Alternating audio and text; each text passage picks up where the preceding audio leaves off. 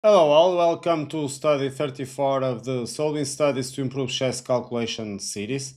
This study comes from Alexander Hildebrand. He was born in Tallinn, Estonia, but he moved to Sweden, got naturalized, so he's considered a Swedish chess composer, a significant Swedish chess composer.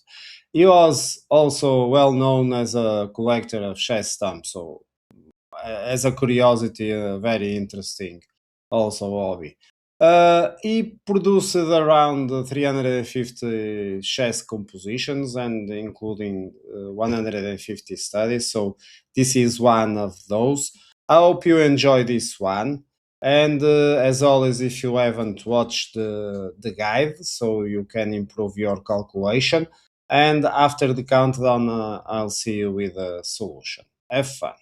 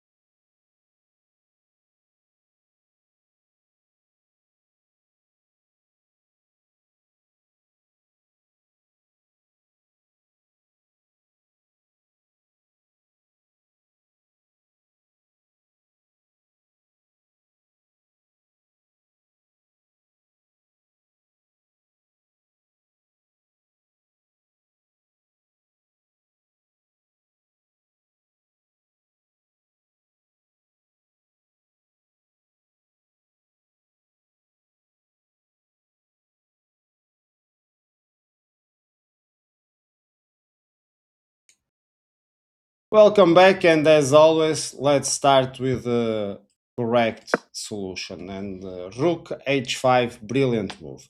We are attacking the bishop and the pawn behind it, so this is the right solution.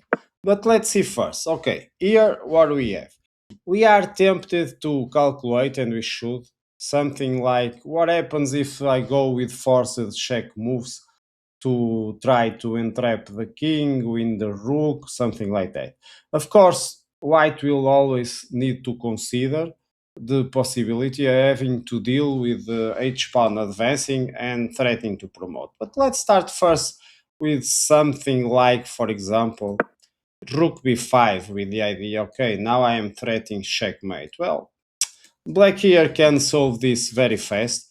First, it's easy to see that I need to remove my rook, so something like going in this way, rook g2. So just to guarantee that coming with the trying to checkmate, now the king is free to be released, and so white needs to check, and now I can protect with the rook. If white doesn't want to take the rook, moves like attacking the bishop are not enough, because I simply can remove the bishop. Next move, I will go to d6. The pawn is protecting the bishop is protecting the pawn, so kind of a fortress over there. And then I have the rook, I have the pawn threatening to promote. So even if white now takes the pawn, I simply go there. And this is impossible to win for white. This is a draw. So this kind of approach not enough. The other one, also very intuitive to calculate, is to the forced check on c1.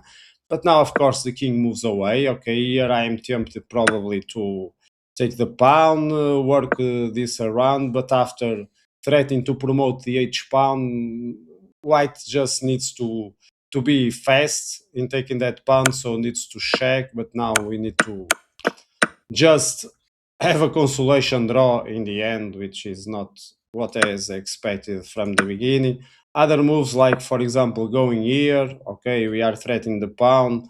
Maybe we are trying to do something, expecting the king to come here, then check, the king goes to the side and checkmate again. But of course, that won't help, because black can, for example, just advance the pawn, and now if I check, the king doesn't go to b1, of course, goes to a1. So there is no time to prepare the checkmate. Now I need to deal with the pawn, and the only way is to take the rook, then check, and then again. I am playing against the bishop, and this is a draw. So after a while, we can see that checks are not the forced moves, but attacking, creating threats. One of the possibilities is the answer. So now the bishop needs to move. Things like, for example, going to f2 are not enough, because now white can simply check again. Now we can come with another check, moving, forcing the king to move away from the rook. And when it moves away, well, I have one rook up, rook against bishop and pawn. This is a clear win for white. What else? So the bishop moving away is not enough, because this is giving too much free space for white to play. So something like defending the bishop should be the best defense. And now, of course, white can try something like trying to come with the king and trapping the other king around, but now the bishop just moves away. Notice that it's very easy for black to consolidate if white gives it time. Now I take the pawn, but whatever, I can check first, move the king away. This is an easy draw for black from now on. So the unexpected move, and you can pause the video if you aren't seeing yet, it's sacrificing the rook for the bishop. Of course, black needs to accept, and now surprise move is to play king c2. What I am threatening? I'm threatening checkmate. So even if the king moves away, it will be checkmate. So don't make the mistake of trying to trap the king in this way, because now it's black that's going to win. So always be careful and precise. So after the sacrifice, the king needs to come to c2. Of course, the only way to protect checkmate is bring back the rook. And of course, now I think it's easier to find. It's with king b3. The idea is I am now threatening checkmate on rook c1. The rook is attacked, so when the king protects the checkmate, I simply take the rook and it's game over. Okay, I hope this is also a study you have found. Write in the comments more or less the time you took, your strengths. It would be interesting for others that try to solve this one. Hope you have enjoyed and see you in other studies. Bye bye.